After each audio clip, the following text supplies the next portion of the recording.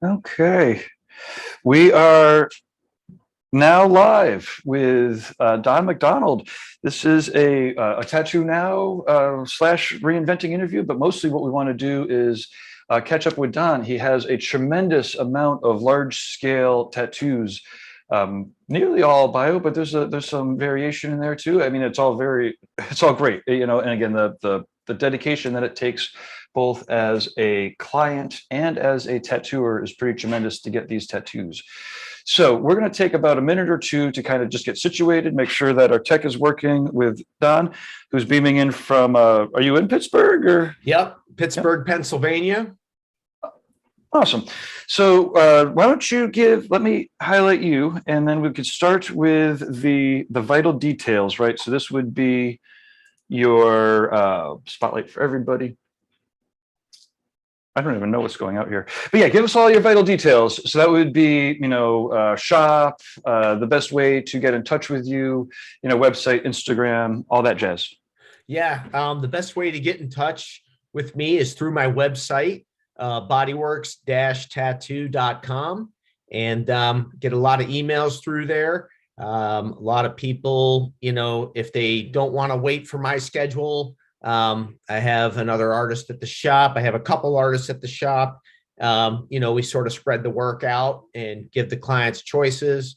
And but that's the best way to get a hold of me is through the website or Instagram.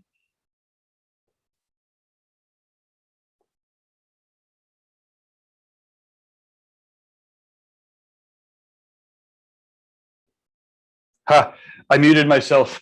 This is fun. So the shop, did you give the full details of the studio, the name, the address, phone number, and the names of the current lineup? I was mainly talking about the ways to get in touch with me, but the shop is, the name of the shop is Bodyworks Tattoo Studio. It's been in the same location in Pittsburgh since 1973. I've been there personally for 29 years. I tattoo with Steve Morris and Jim Birch. We part-time have some microblading available, and we also have tattoo removal through the removery that is also there. And yeah, the shop number is 412-731-3462. And yeah, it's a great shop. Yeah, that's awesome. Now, you have laser removal available right there at the tattoo studio? Yeah, we've had it for years. West South started there probably 10 years ago, and that under Disappearing Ink, which has now become the removery, and it's a nice combination. That's great. Now, do you find that having it right there, you're able to have, you know, in-depth, sorry. Do you want to talk a little bit about some of the client experience? So when people are coming in to look for a cover-up, you have more options now that because the laser's right there?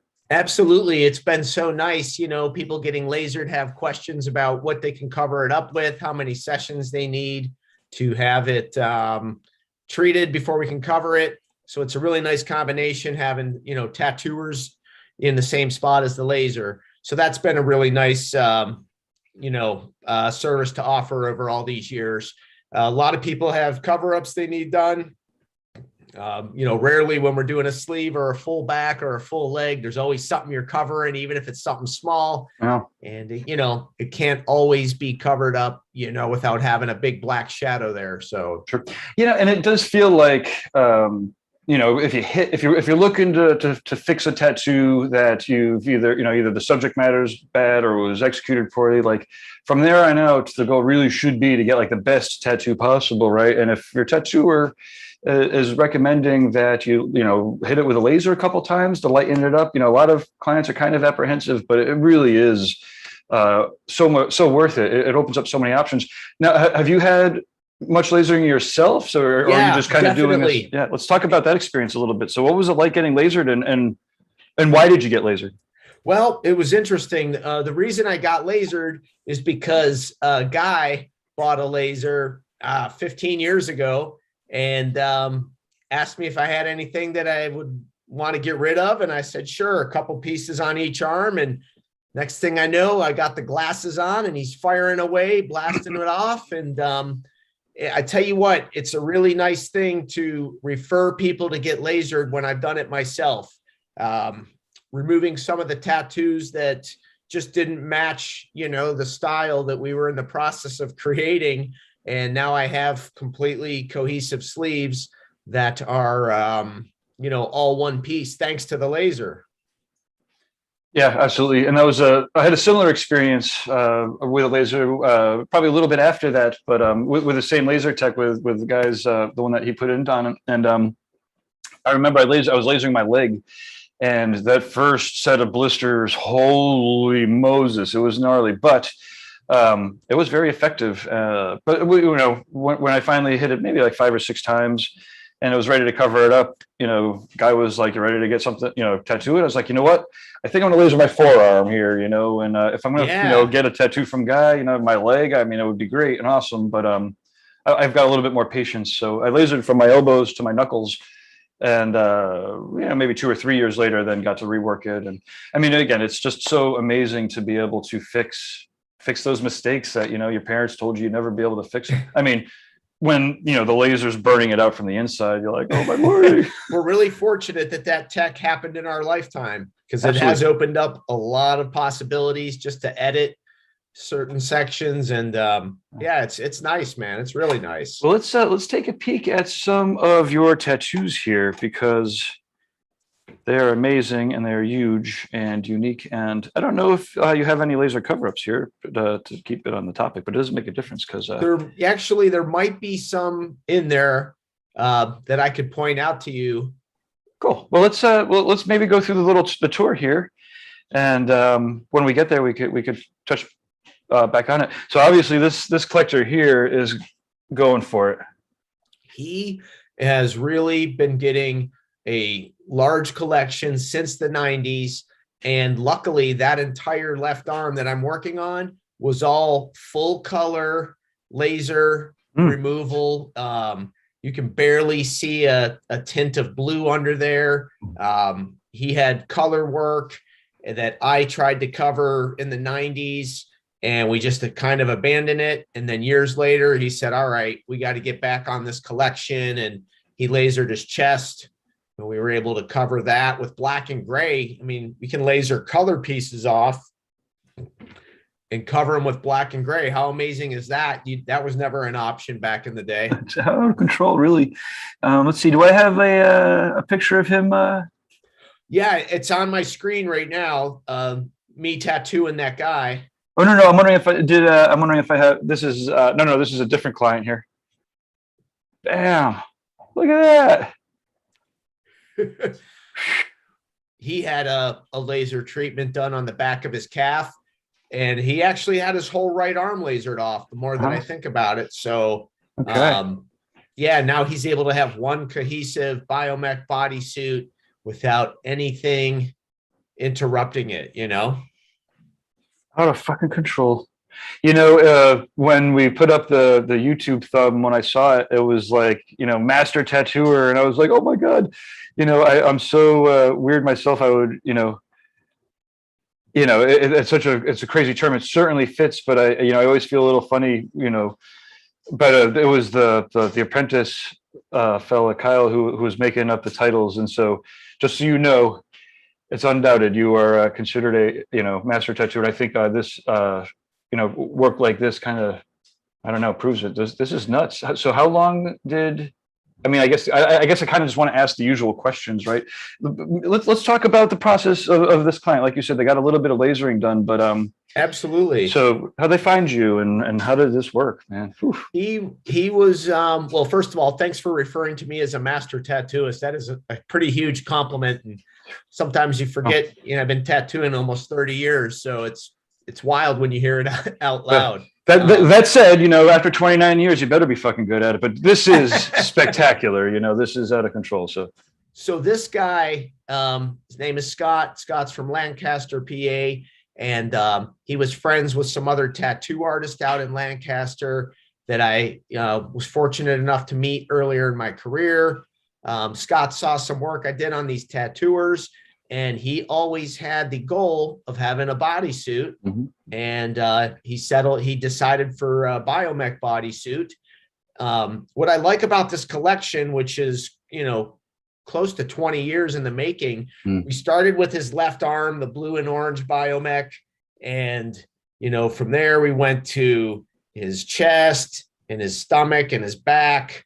And we just kept building this thing piece by piece.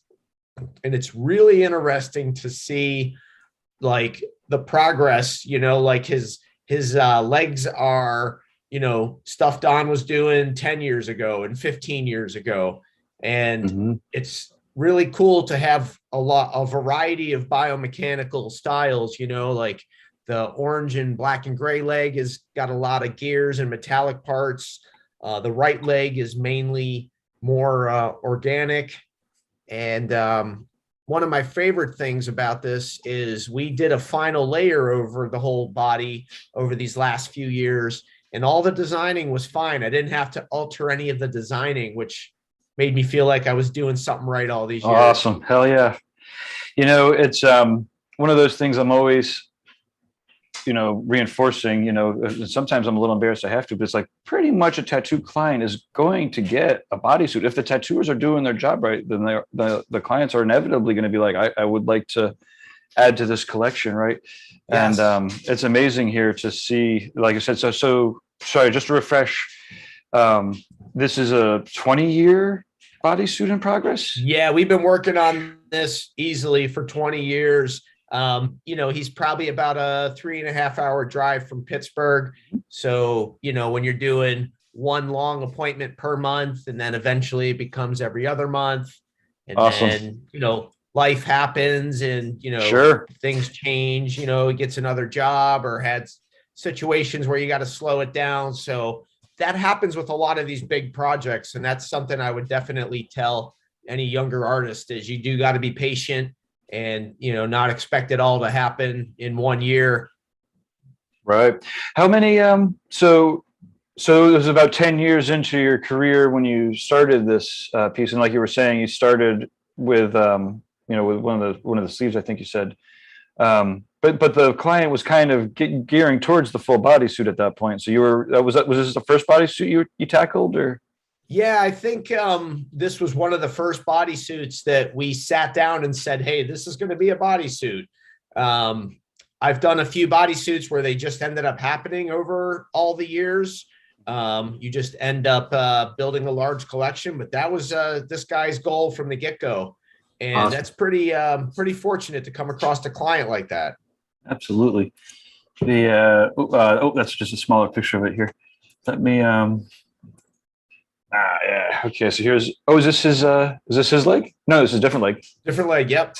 Oh. Yeah.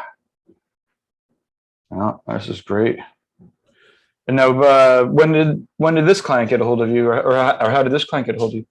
This client I have known probably for about 27 years, and he's a good example of, I met him early in my career and did some work on him, and then hadn't seen much of him for many years. And then he came back onto the scene, and we just did this whole leg piece within the last maybe 2 years. Okay. It's interesting when I'm looking back at the career, how long I've known a lot of my clients. A lot of times early on, these clients were getting their careers started. I mean, to commit to a piece like this, not only time-wise, but it's a big financial investment. So sure. The older my clientele has gotten, as I've gotten older, everybody's situations get a little better, and they're like, yeah, I can get tattooed once a month. It's doable. So yeah. But I love this style. Trying to make rigid metallic mechanical images have flow with the body is a real challenge. And, sure. A lot of these images are, gears and shapes that I found on the internet, changed them up and then tried to connect them with, my style of biomechanical, backgrounds and whatnot. And it's a lot of fun. Yeah. And so what is your process? Okay. So maybe a little bit to your process for a lot of the reinventing artists that are tuning in. Are you like making models? And obviously you've worked with Guy and collaborated and gotten, I think you tattooed him, right? Yes, yes. Yeah. Are you like making models, or are you drawing like on paper still? Because that's obviously how you For this started. particular project, we started from the outer calf down to the ankle, and then we did, the inner calf. So from the knee up was added onto after, and you can even see in this photo, you see how from the knee down is all healed, and from the knee up is all red. Yeah. Yep. So that was just us working on from the knee up. The knee down was done first. So basically, I'll get tracing paper, trace out the body parts, and do the rough sketch right on the tracing. And once I photograph it, send it to the client, get the thumbs up, then another piece of tracing paper, do a nice line drawing, make my stencils, tape them together. So, but yes, what's funny that you asked about models. I have a model sitting here. I'll show you. Oh yeah. A client of mine years ago was a motorcycle mechanic, and we did a forearm piece on him, and I described to him what I wanted to do, and he went and made a model for my sketch. And this has just been sitting here. How cool is that? It's awesome. I don't want to talk because I think that blasts me on the screen though, but yeah, that's pretty cool. Could you, yeah. So yeah, that's, put some lighting on it and use that for photo reference. Oh yeah. Awesome. It's fun that, when you were talking about the clients and, sorry, it's controlling and hosting is funny. When you were talking about the client, that's been, 20 years, like that's a lifetime for some, like that's more than some tattooers, have been alive, some of the younger tattooers. But now are you tattooing generations of people at this point? I almost imagine. So like kids, Absolutely. That's a pretty good question there. I mean, a lot of these people I've been working on forever. I mean, I remember when they've showed me, hey, look, we had a baby. This is our baby. And now they're like, hey, that baby is 18 and wants some work. And I was like, I just held that baby 18 years ago. This feels wrong. I'm going to draw all over this baby.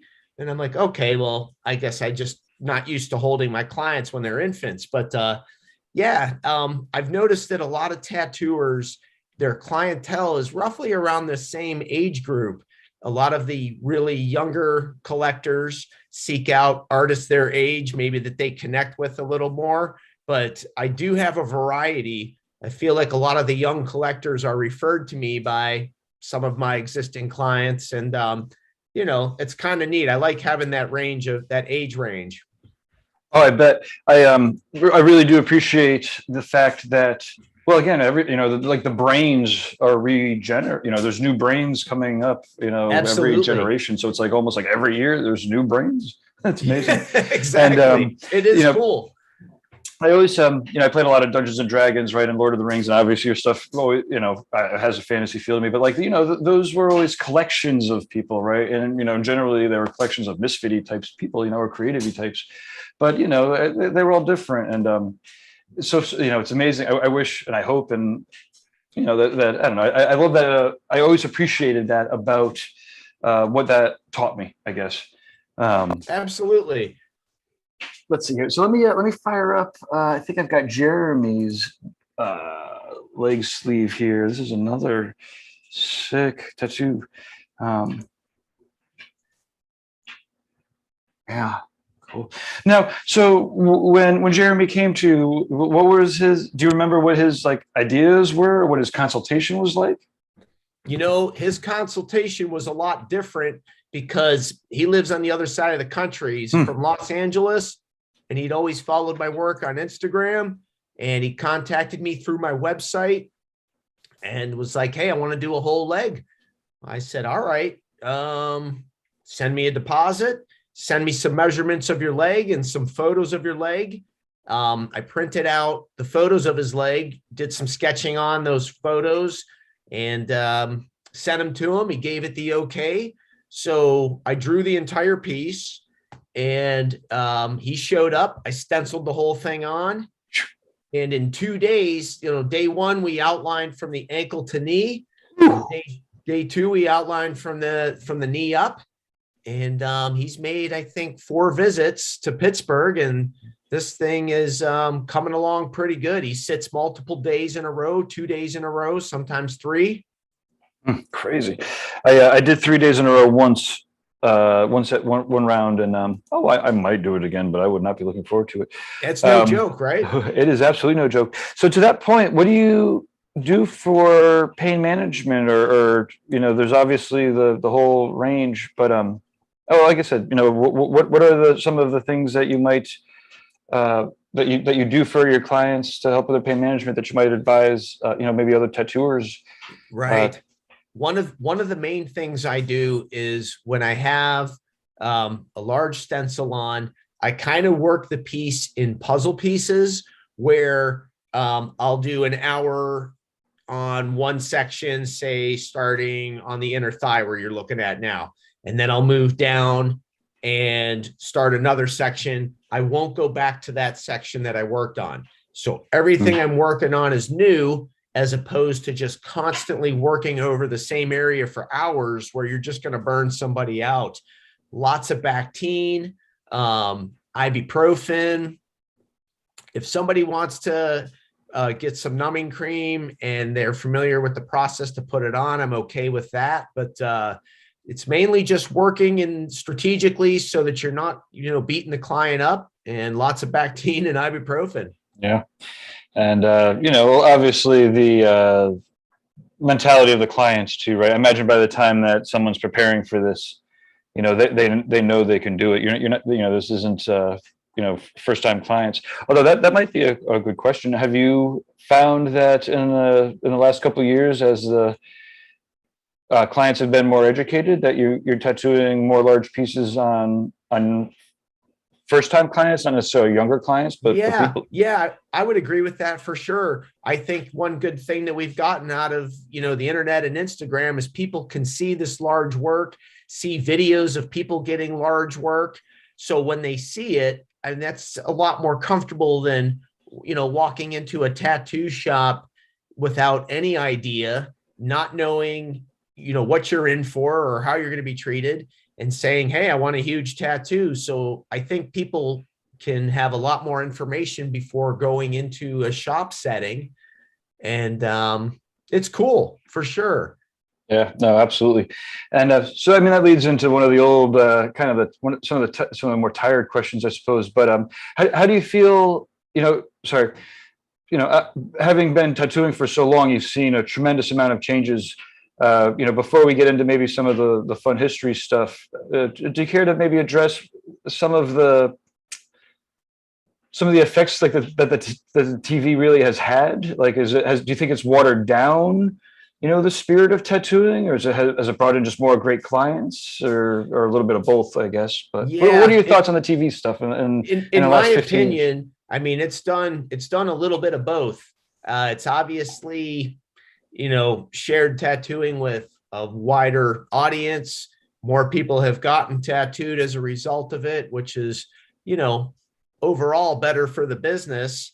But it's also, it's kind of flooded it, the amount of shops that were in Pittsburgh when I started. I think there were 4, and there's got to be 50, in the whole greater Pittsburgh area. So I don't know. I mean, it's definitely flooded the business, but overall, they say, any advertising is good advertising. So, Yeah. I imagine that you probably haven't slowed down any yourself, or your shop. You're all very talented and have been there for a while. I guess one of my questions is, after 29 years of tattooing, like, you still accept new clients, or how does that process work? I do, because one thing that happens is a lot of these large pieces, they eventually get finished. So I've just had so many different situations happen where maybe one year I'm like, I can't take any new clients. And then the next year I'm like, oh my God, all these pieces are finished. And I've been telling everyone for a year that I can't take any new clients. So even this many years in the business, I'm still adjusting how I, book my schedule. And anymore, instead of putting people on a wait list or whatever, I'll just schedule an appointment, even if it's 9 months out, and say, hey, this is when I'm starting you. And it's the best I can do. It works. Awesome. So that's great. And that's great, though. That means that if people are interested, well, like you were saying, I suppose they email you through the website or they get a hold of the shop. Yeah. And now, did you say, I apologize. I do apologize because I'm doing tech and doing this. Did you say the other person there was an apprentice or just another veteran tattooer that you have there at the shop? Oh man, I'm lucky. I have Steve Morris that I work with. Right. He's no apprentice. He's fucking out of control. Yeah, he's out of control. He's a veteran, and yeah, he's a total beast. He's awesome. And then I also was fortunate enough to have Jim Birch end up working at the shop with us. He's been there, I believe, about 4 years. Okay. And yeah, he's got I believe around 14 years experience. And yeah, just the whole shop has such a great vibe to it. Everybody's very polite, and we all have the same goals, and it's a great place to go to work every single day. I freaking love it. Awesome. Yeah, it is great when you are able to catch the right set of people too. It's I imagine that you must have been resisting the urge to grow, or not the urge to grow, but the demand's got to be far more than 3 people could handle. Yeah, and we try to keep a almost like a private studio, but people do walk in, which just means they end up scheduling a consult. And yeah, it's a wild balance. It really is. And being in the same spot for 29 years, I mean, everybody knows where I am, which is a huge positive. But I mean, someone will walk in that I haven't seen in 10 years, and they're like, hey, can I get an appointment? I'm like, holy shit, man, where you been? Sure. So, it's a cool dynamic, and it can get overwhelming. Like you just said, it's difficult to balance. And I've noticed a lot of tattooers say the same thing. Yeah, it's it's a tremendous amount of demand, and unlike nearly any other craft, it is just a one-to-one relationship.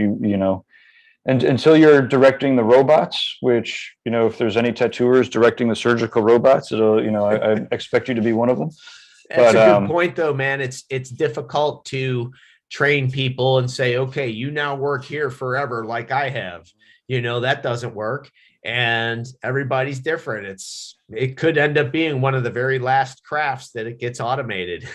Right. Yeah. Although it feels like, right. I mean, if they have robots that are doing surgeries, you're right about that. I mean, it may never be cost effective. And obviously the designs and the artistic creativity, probably can never be fully, replicated with a computer. That's a good point. And this piece here that you're looking at is a good example. This tattoo is done on a friend of mine, Jen, and she's been getting work for me for over 25 years. This tattoo, she had something that I did from, say, mid shin down. And you can see as you're scrolling down, all of a sudden we're getting into some lime greens.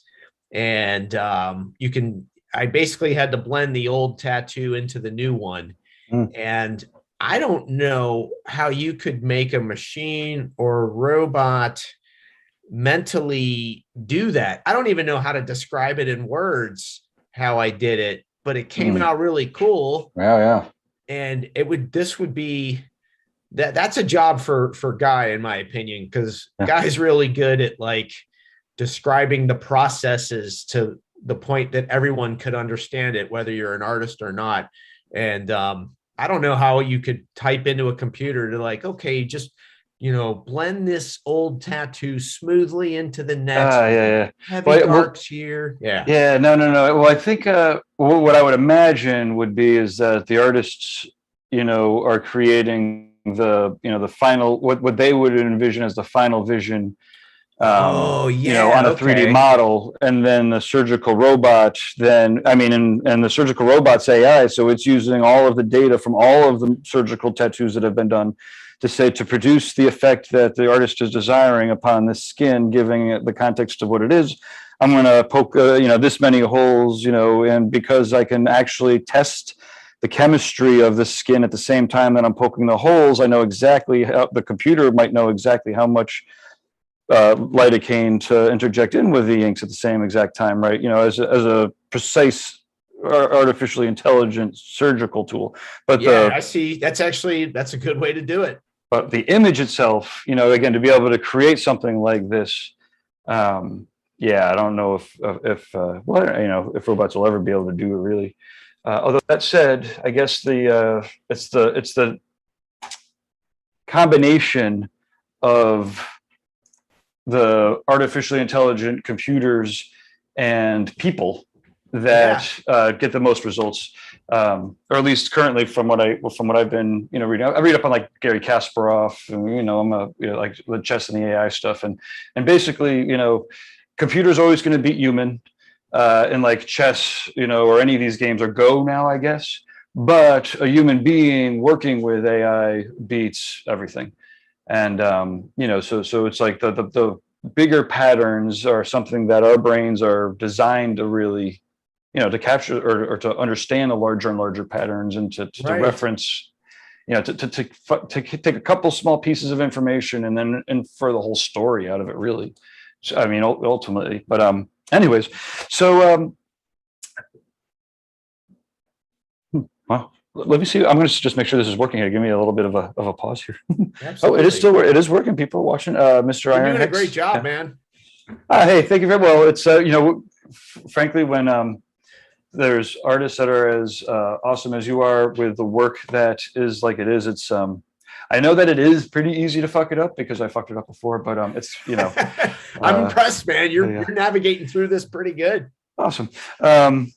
So before COVID, it feels like, I don't know, like, I guess I'm interested in your kind of your mystique, right? Because obviously, the work that you're doing is legendary, but it doesn't seem like, you're like a road dog who's at like all the shows or in all of the magazines. It feels like you've like really focused on, tattooing people really awesomely, but again, I guess I'm sure you have traveled to tons of conventions and stuff. Why don't you tell me a little bit about that 30 years of experience and how it's changed over the years? Absolutely.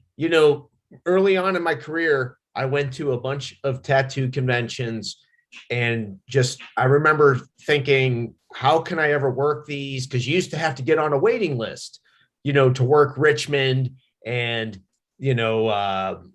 Atlanta. And, once I started getting work published, I was able to weasel my way into some of these shows. And then, I hooked up with the guys from Next Generation Tattoo Machines, and we traveled every other month. They traveled every week, but I traveled with them every other month to tons of conventions, really built my name. It was a great time. And then I realized after, several years, probably, I guess I was somewhere between the 10 to 15 year mark. I was trying to run a shop and travel. It just got too hard, and it was so busy back home that I just started slowing down the conventions, putting my effort into the shop. And I still tattoo 5 days a week. And I do 2 appointments a day, 3 hours a piece, or I'll do 1 appointment, 6 hours or more. So I did not want to neglect that and be on the road, so I enjoyed it. The conventions were great. I'm sure they still are. There's tons of them. I mean, there was maybe six a year. Now there's probably one every weekend. So, well, now there's like, there was 2 less. Now there's only 1 or 2 a weekend, it seems, at least in the States, right? Because COVID's wreaking havoc with everything. Exactly. But to your point, like, I mean, you didn't slow down a bit, I imagine, or I mean, I guess you must have had like the 2 or 3 month shut down, like everybody in America. But yeah, basically what happened is, everybody at the shop got together and we decided, okay, do you want to work? Do you want to stay home? Everybody decided to stay home except for me. So I closed the blinds. I locked the door. I put a close sign on the door, and I worked every single day through it. I was terrified at first, and then it just slowly, you start getting used to it, and started, seeing the numbers and realizing, okay, I got a 99% chance of beating this if I get it. Not that I want to gamble with that, but no, I worked that whole time. And then everybody at the shop came back when they were comfortable with that. And yeah, I mean, ultimately it was insane watching the politics get played out, with the different things that were open, for a tattooer who's, seeing one or two people, a day. It was definitely insane to kind of watch the whole thing. I mean, it's still insane to watch the whole thing play out. Agreed. But, I do really appreciate tattooing, right? It's like, it's such a special thing, right? It's when shit's really hitting the fan, people still are going to get tattooed, and if they can't travel and take their vacations or move around, then it's actually like, wait, now they actually can get tattooed. And I tell you what, man, early on in my career, just deciding I'm going to be an artist for a living, being an artist for a living is a scary thing. There's just no guarantee. And anytime something has happened, whether it be, we had 9/11 happen, we've had, the economy crash a couple times. I cannot believe how durable tattooing is. And I've honestly learned people need it. People need something, even if it's just 3 hours to sit there and bullshit.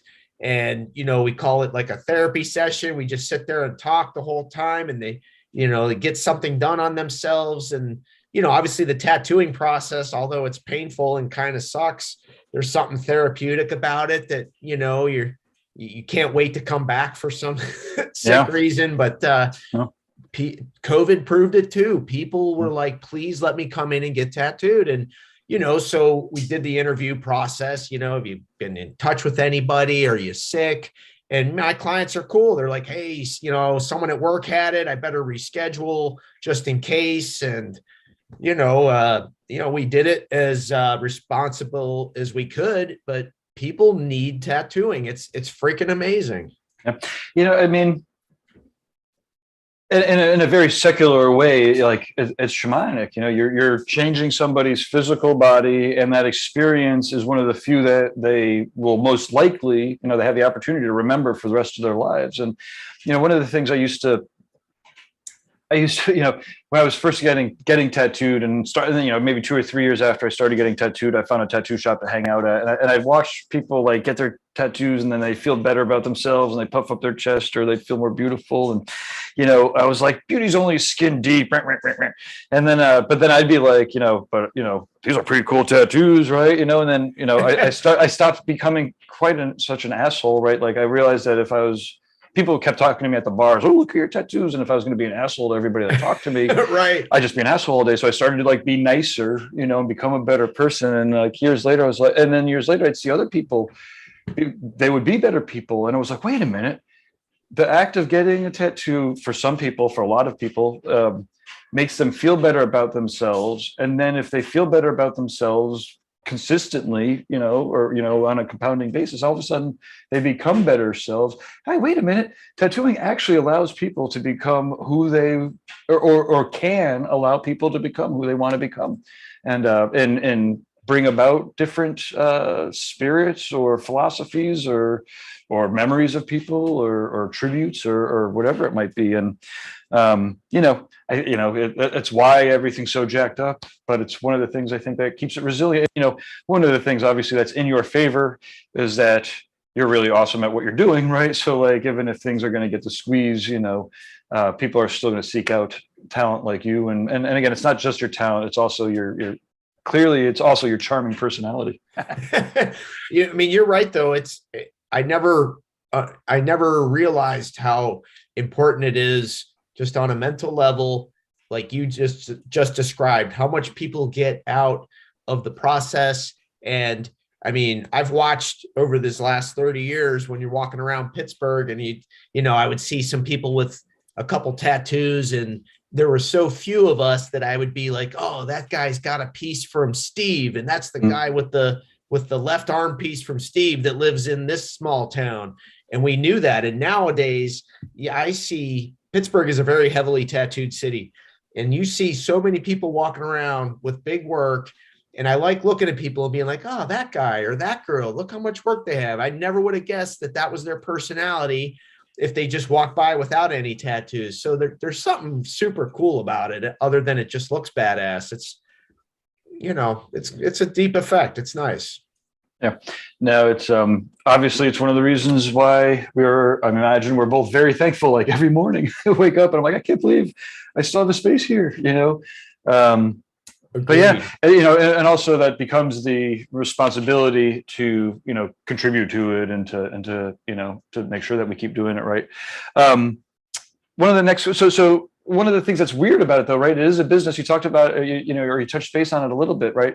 So I don't know, we don't need to like get into like super crazy businessy stuff, but it is worth figuring out, like, you know, 29 years is a tremendous amount of time to be in business for any business. Absolutely. Do you have any, like, you know, what's your secret? If you have just one secret? No, that's the cheesy thing. It's not just one thing, clearly, but I don't know. What kind of advice could you give to tattooers and to shop owners? You know, again, kind of both to the tattooers and the shop owners, because, you know, everybody's watching. But how can you do it for 29 years?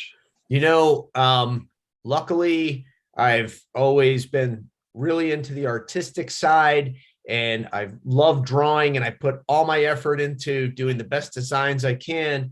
But I sort of ended up with the shop when the owner, you know, Robert Moose Rutter, when he passed away, I ended up with the shop. So I quickly learned that I'm not all that great at running a shop, because I don't have much experience in dealing with people, meaning other artists, and, you know, the business end.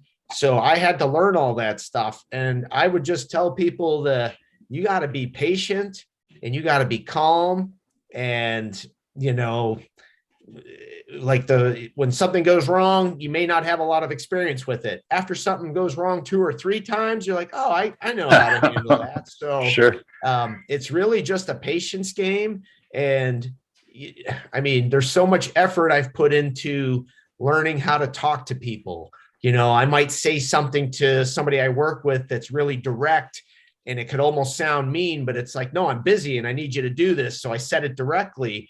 So now I'm like, I can communicate something a little better by just calming myself for a second. Mm-hmm. So there are so many things, little things that you have to put effort into: your people skills, your business skills, your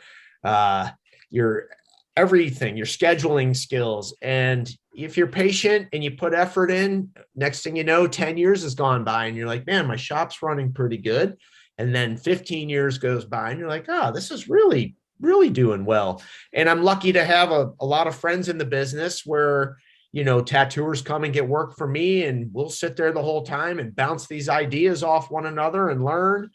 But I mean, this kind of tattoo shop business has not been this way for that long. You know, the older school guys were just kept it old school and kept it minimal. And now look at us, you know, it's a big business with everybody getting it. It's important.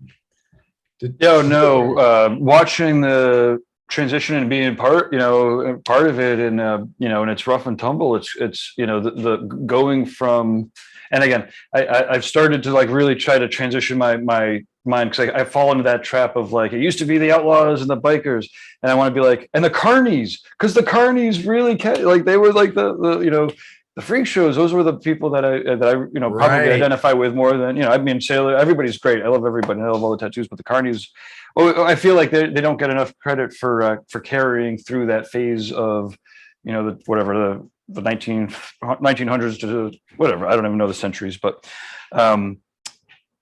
you're right. No one talks about them. They're not represented much. But like Coney Island, like all of that, they were the tattoo freak shows, and absolutely. Awesome. You know who we just I was facilitating an interview with Mark from Needle Jig and Shanghai Kate, And it was real fun I mean, it is great to keep catching up with all the different stories of the histories. And well, okay, well, speaking of the histories and stuff, so could you take us back to 30 years ago when you were like, okay, I imagine maybe you were in Pittsburgh and you were like, it's time for me to learn how to tattoo. What kind of, obviously there weren't very many studios, but yeah, tell us a little bit of the stories. And let's hear about that. Yeah. I moved to Pittsburgh from upstate New York, and I went to art school for a couple years, and tattooing was not really a possibility.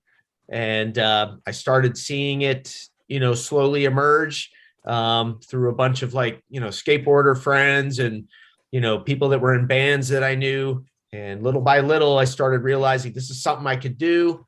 And when I saw, Skin Art magazine and some of those early magazines that were really artistic, I was like, I got to give this a shot. Like this is me.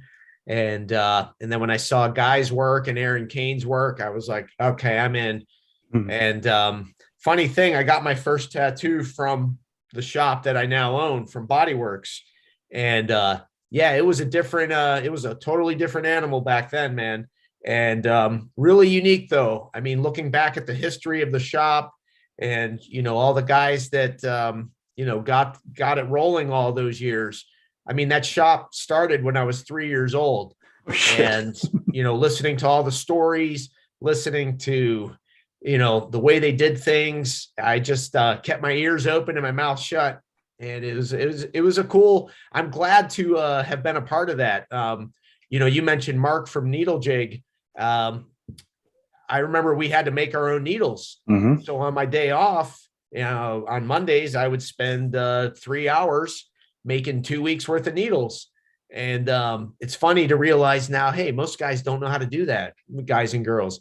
It's a lost craft. And, thank God for people like Mark so that we don't have to make those things anymore, because they're not easy to make. But it's so surreal to see where it started, from that underground shop, to, us making everything by hand that we had to, all the tools, to now it's so big. I mean, I'm glad I've been a part of it, man. I'm really thankful. Yeah. I mean, it's a crazy ride. I'm thinking we want to make a video with Mark and be like, and again, to bring back maybe the Carney vibe and be like, watch a tattooer make needles live before your very eyes. If you want me to film something, you guys can film me burning my fingers with solder and the soldering iron. Absolutely. If we took took the cameras around and hit hit a bunch of people. I recently watched Tony Urbanek build a tattoo machine with like hand tools. We did an 8-week seminar or 8-week webinar, excuse me, through Reinventing, and he's in his, and again, all of these tools, imagine, it's crazy. He's got his phone hooked up to the 2 different spots, and he's sitting there and he's filing, right? And it's been a while probably since he was like filing by hand, because he's got all the power tools and shit, but right. This was like, fucking, we're doing it by hand, and he's like, and it's a lost craft. It's totally a lost craft that we had to do back then.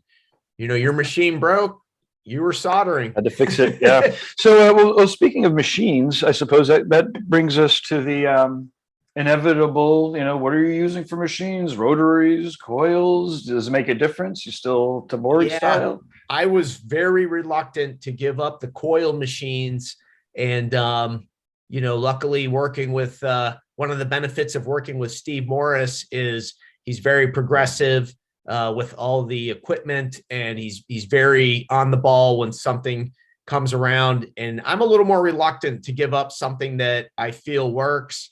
The coil machines, when they're running right, they're freaking dynamite. But a couple things started happening, pain in my wrist and my hearing in my right ear. So, I do a lot of maintenance just on my body. I exercise a lot. I stretch a lot. I really take care of my body, because if I want to try to make it another 20 years or so, I better take care of it. So I realized from talking to Steve that it was time to give the rotaries a chance. And once I got used to them, I never went back. I've been using the NeoTat machines this whole time. It's probably been 10 years. The coil machines I was using, the next generation coil machines, were awesome. They had aluminum machines that were great. So they were good on weight, but it just went to the rotary machines, and I haven't looked back. It's my right ear still rings from all these years of tattooing, and my hands hurt a little less because of the little less vibration. You know what I mean? Yeah. Did you end up getting surgery, or did you narrowly avoid it? I have done pretty good at avoiding it. I actually learned a little bit of yoga from one of my clients. I did that for a few years. I went to an occupational therapist and learned some stretching. Yeah. The more exercising I do to strengthen the areas, they seem to help. I get a massage once a month, not as like a treat, as I got to make this work. It's like I need it. Chiropractor once a month. He adjusts my wrists every time. So if they get real bad, I'll soak them in Epsom salts. It's a lot of work, man. At night, I put on these copper infused gloves and just sit there and watch movies like, the last hour of my day or 2 hours, and they relieve the pain. Anything I can do. It's a lot of maintenance. Yeah, there's no question about it. That kind of leads perfectly into maybe our last question, our second to last question. Time management. So you own the tattoo studio, you tattoo, you're talking about the physical therapy, exercise, stretch. Like, how do you manage your time? Like, there's so many tattooers that can't figure it, I can't barely figure it right. out. I'm not implying that you have figured it out, but how do you deal with time management? Do you have any good tips or any things to avoid? I don't know what happened, but I became super good at time management. And sitting here at my desk, it's funny you asked that. I have this notebook, and I don't even know if you can see it, but every single week I write down Tuesday when my tattoo week starts, all the way through Monday. And I write down everything I have to do every day. Every Tuesday and Thursday I work out. Even I got it down to like cleaning my house, cleaning the shop. I write down what days I got to do what, and then what errands I got to do on my day off. Awesome. Without this, and without having these little kinds of rules, there's no way I could manage the amount of stuff I manage. Like on a Sunday, I do nothing art related. That's, time for doing things I like to do, bicycle riding, take my car out for a spin, fun stuff like that. Monday, I run errands, buy supplies for the shop, supplies for the house. I prepare my food on Monday for the week so that I can eat before work, eat right after work, and I don't have to spend a lot of time cooking. I've become so regimented time-wise. And the funny thing is I love it. Like, a lot of people I've met in the business, they can't stand being regimented or scheduled because, we schedule our appointments for a living, and it's almost like being scheduled is frowned upon, but I like it because I like getting all this stuff done. It makes me feel like I accomplished something, Oh, yeah, for sure. It's funny. I've got my checklist here. Yes, and, there you go. Mark Lescarbo did the printed. I did like the computer version for some tattoo conventions, like a checklist, and then he was like, "Make it print outable," and I was like, "Oh shit, this is amazing!" And I've got my pencil. I don't draw or anything, but I have a pencil and a pencil sharpener just so I could take my notes with a sharp pencil. Now, just the only thing that I'll add to that is I am a computer guy. So I spent years in my business telling people, stop taking notes on fucking paper, for Christ's sakes. You're just going to put them in the computer. But there's no question. And the more that I listen to scientists and listen to people that deal with brain development and brains, like the act of writing stuff down not only gets your muscles moving and thinking about it in a different way, but it's also, you can't transfer the information as fast. So and again, when we're talking about layers in the brain, thinking about patterns, when you're writing stuff down by hand, you're forced to like have the large pattern. Whereas if you're typing, you could like basically write transcripts, so it's like, it's not when you're typing, you're not even taking notes, you're like transcribing. It's a good point. And you know what? I have note paper. It's funny, if you can see my desk, it's all these little note papers. I keep note papers by my bed. I keep them next to my tattoo station. So I might take a break when I'm tattooing and be like, oh man, I gotta run a few errands. And then when I write it down, then I'll stop thinking about it, because my brain never shuts off. And I'm constantly trying to keep all this stuff organized. But if it's written down, I can tell myself, you don't got to think about it anymore because it's written down. Yeah, bam. Awesome. Sissy, okay, I want to thank Jerry's been a little active in the chat room here. His comment about our talk earlier, the carnival folk and the weirdos are kept alive and well in traditional tattooing. Lots of respect, history, books, and pictures shared every day in those pages. Jerry, if you want to share some of the pages in the comments, I'd love to check them out. I definitely I've been, well, and again, I was checking out a couple more of them today because I was doing some of that editing, but nice. Cool. So last question. I mean, obviously, I think that we could keep chatting. This is awesome, but we do want to leave people wanting more. So last question. So when you're, you said you were watching movies. So the question is, you could answer one of two questions. We put together lists of either music to listen to while getting tattooed, ideally long form. So I've got, a bunch of, music concerts or albums or whatnot that are on the YouTube. Or what movies would you want to turn somebody on to get their thinking caps warmed up or whatever? I don't know. So when I'm tattooing, I still have an old iPod, and I probably have 20 playlists on there of a lot of my favorite music. And most of it is, I have my favorite music, and then I have music that I could have, in the background, and people could tolerate it. There's some stuff where I'm like, okay, no one's going to like this. No one wants to hear this while they're getting tattooed. But yeah, when I'm tattooing, I just keep the playlists, they're like 8 hours long. So I just hit play, don't got to worry about them. And then, but who's on the playlists? Oh my God. The majority of the stuff that I like, I was really into older punk rock music when I was younger. And a lot of that stuff, the older I get, there's been some of the punk stuff is still really cool to listen to when I'm working. Some of the like heavier kind of doom, where it's just real, Yeah. But you got to give us names. You got to give us names to punch into the Google. Ah, cool. So there's a band called Windhand that I really like. Yep, Windhand. They're really awesome. Typo Negative. One of my favorite all-time bands. Some of the older stuff. Typo. I fucking love Typo. I saw them. Typo Negative? Oh yeah. I saw them a bunch. They were they New York, maybe Brooklyn? I don't know. I probably saw them like a half a dozen times.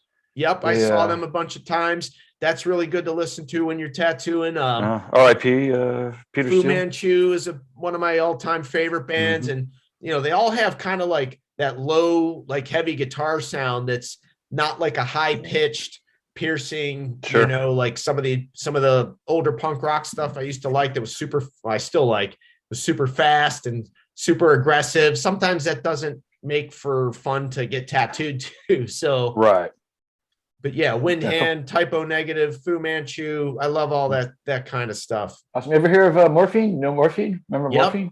Exactly. Some of the guys, Dana and the drummers, Vapors of Morphine, are playing Jiminy Peak in like 10 days or less.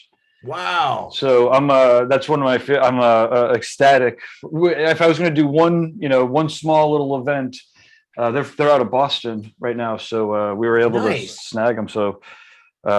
And again, we were just saying like that low rock, just it's like all saxophone and whatnot. But awesome. Well, this has been, I don't want to say a pleasant surprise. I was for some reason, I'm like that. I even said it to Guy. I'm like, I don't know. Is he going to be a hard interview? Like I kind of know. I mean, I know his work way better than I know him. And you're exceptionally personable. Dude, thank you so much. The funny thing is we didn't rehearse any of this. We didn't have any plan. This just was really cool. So I enjoyed it. I'm incredibly thankful that you thought to give me a time spot on your show like this. I'm honored, man. Oh, of course. This is I think this might be the first time we talked more than 5 minutes, frankly.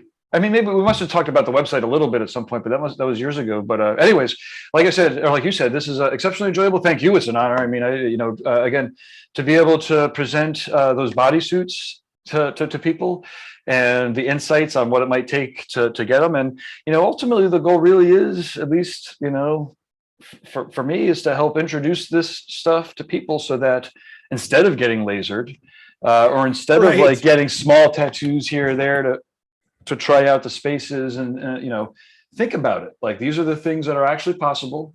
And, the sooner you come to that conclusion, again, the less you have to cover up and laser off. So anyways, we'll definitely have to do this again for sure. I would love to. Do you have any closing, any thoughts, or I guess, what are you working on in the next, like, do you have any next, I don't know. I guess we already closed out the interview, didn't we? Yeah, I don't know, man. I don't know if that's shut off or not, but I was just going to say the fact that you do this and you offer this to people, you're like one of the first people that's ever done this kind of thing. So you're at the beginning of, 20 years from now when people are like, God, look at all these cool interviews that this guy did. This is awesome. I mean, you're a big part of that, man. And, it's pretty cool what you do. Well, thank you very much. I appreciate it. I love being the computer geek, and obviously Guy is also a tremendous inspiration on how to do the right thing and be a geek in the tattoo world. And I have to say, and just in general, like, I am a weird, short, unpersonable computer geek, and Guy is like this very patient, thoughtful, and always positive. So I try to bring that in as much as possible because, like I said, I'm like a short computer geek who just wants to fucking email people from my basement. Hey, I'm an art nerd, and we got a nice community of people, and you pull it off really good, man. It's pretty awesome. Cheers. Well, thank you very much. And then I'm going to blast you onto the screen one last time just to do the shameless promotion, let people know how to find you. And yeah, then we'll call it a wrap for the night. Perfect. You're on. Okay. So you just want me to say I'm, Don McDonald, and yeah, if you've made it this far, you might as well as. Yeah. Hey, I'm at Bodyworks Tattoo Studio in Pittsburgh, Pennsylvania. Work with Steve Morris and Jim Birch. The best way to contact us is by phone, 412-731-3462, or you can email me through my website at bodyworks-tattoo.com. Don McDonald Tattoos on Instagram, and give us a shout. Awesome. Perfect. Well, hey, thanks again. I'm going to click the button and we'll be done.